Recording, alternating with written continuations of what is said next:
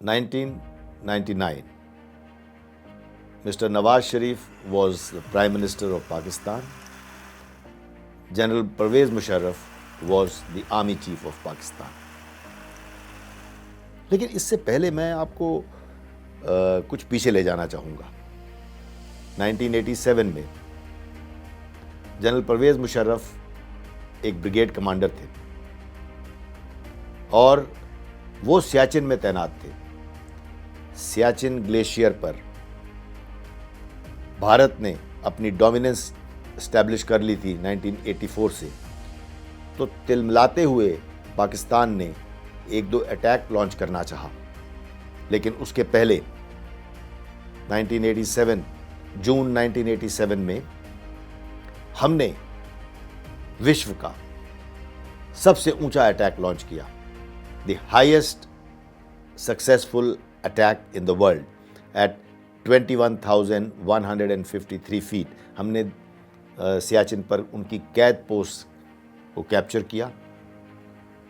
ये अटैक मेरी बटालियन ने किया था और उसमें नायब सूबेदार बाना सिंह को परमवीर चक्र मिला, सूबेदार संसार चंद को महावीर चक्र मिला और बहुत सारे अनगिनत अवार्ड्स हमारी बटालियन को मिले और हमने हाईएस्ट पोस्ट कैप्चर किया और उसका नाम दिया बाना टॉप। उसके 2 महीने बाद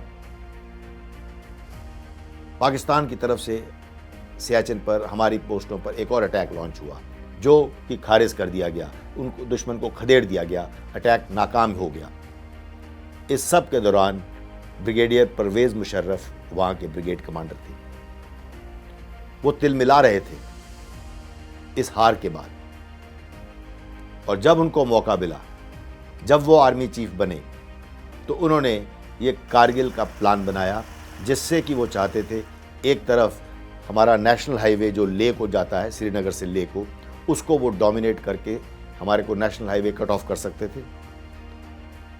ऐसा करने से न सिर्फ लद्दाख को नुकसान पहुंचता, लद्दाख में जितनी फौज और आवाम है उनको नुकसान पहुंचता, बल्कि सियाचिन ग्लेशियर को सप्लाई करना भी नामुमकिन हो जाता। वो सियाचिन ग्लेशियर को कट ऑफ करना चाहते थे और ये उनकी स्ट्रैटेजी थी कि जब सर्दियों में, विंटर्स में जब बहुत ज़्यादा हैवी स्नोफॉल होती है, कुछ थिनिंग आउट की जाती है पोस्ट से दोनों तरफ से, उन्होंने माउंटेनियरिंग एक्सपीडिशन नुमा अपने इक्विपमेंट, कपड़े वगैरह देकर नॉर्दर्न लाइट इन्फेंट्री के जवानों को तैयार किया और घुसपैठ की।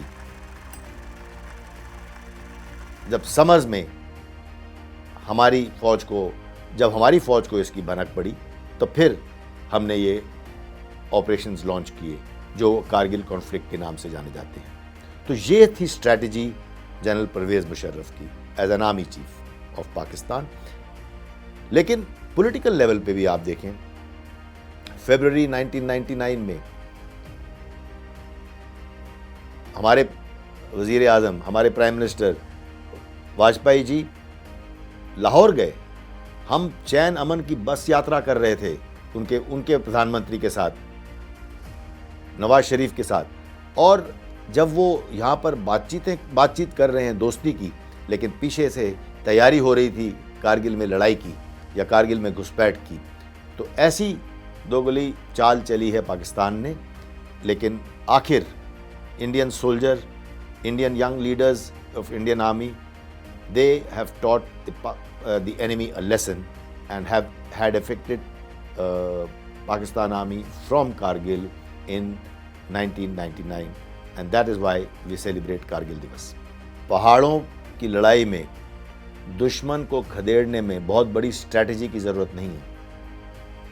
इसमें ज़रूरत है जोश की, इसमें ज़रूरत है बहादुरी की, और वो भारतीय सैनिकों में कूट कूट के भरी हुई है। हमारी कुछ हदबंदियां थी, लिमिटेशंस थी, और वो लिमिटेशंस हमने अपने ऊपर खुद डाली थी। मसलन इंडियन आर्मी नहीं चाहती थी कि हम कारगिल कॉन्फ्लिक्ट को कारगिल के दायरे से बढ़ाएं। हम चाहते थे इसको कंटेन करके रखें। साथ ही एक तरफ हम साथ ही दूसरी तरफ हम चाहते थे कि वर्ल्ड ओपिनियन हमारे साथ हो, क्योंकि पाकिस्तान ने घुसपैठ करके हमारी टेरिटरी में पाकिस्तान आर्मी आई थी। हमने फ्रंटल अटैक इसलिए किए कि हम LOC को क्रॉस करके पीछे से नहीं गए।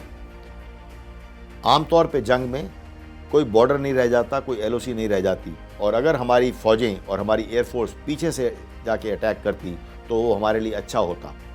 लेकिन एक रिस्पॉन्सिबल नेशन होने के नाते हमने ये सोचा कि हम उसको यहीं से वापस खदेड़ेंगे, जिससे कि इंटरनेशनल ओपिनियन भी हमारे साथ बना रहा। तो उस वक्त मिलिट्री, डिप्लोमेटिक, पॉलिटिकल, ये सब एलिमेंट्स साथ मिल के चलते हैं। तो ये एक हमारी ओवरऑल स्ट्रैटेजी थी जिससे कि हम कारगिल कॉन्फ्लिक्ट में कामयाब हुए। तो वो हमारी ओवरऑल स्ट्रैटेजी थी जिसमें कि हमारी सेना या हमारा देश कारगिल में कामयाब हुआ।